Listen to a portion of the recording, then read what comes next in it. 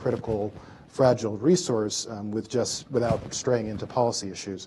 I think the question is whether multi-stakeholder processes are better at handling these policy issues than other institutions that, as I've mentioned, may already be operating. My own view is, I think that consistent with some of the other speakers today, is that even as we strive to maintain an important role for multi-stakeholder processes, we should recognize at the same time that there may be benefits to preserving a role for other institutions like public law and government in some cases.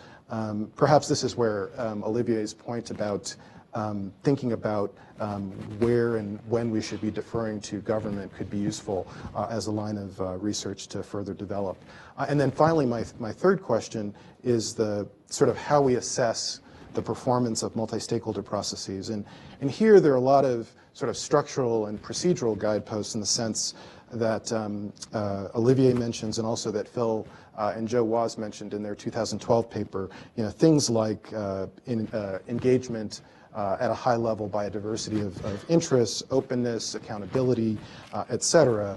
And I also think that Bill's talk supports the view that government can contribute to a successful multi-stakeholder process by serving as convener, at least in some cases. Indeed, I think relying on government as a convener can be especially useful in some of the cases that I think Danny talks about in terms of developing consensus around policy. So, for example, my observations of the NTIA's process on developing a code for mobile app transparency, my impression was that they were very successful, even as neutral facilitator, in nudging participants with very, very different, highly strongly held views to be more honest, more civil, and more willing to cooperate than they would have been otherwise. And as Bill touched on as well, a government convener may at times be helpful in ensuring that multi-stakeholder discussions are grounded in current law, as well as relevant disciplines such as economics. Again, I'm not suggesting that that should be done in all circumstances, but I think government can serve a useful convening role, and we have to look at specific instances.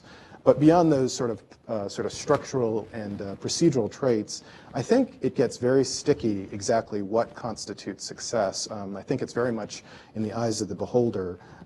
We got into some of this in the panel yesterday on the social contract. In terms of internet governance, I think from my perspective, one vision would be one in which we maintain the internet as an important driver of economic growth by preserving strong incentives for all participants in the ecosystem to continue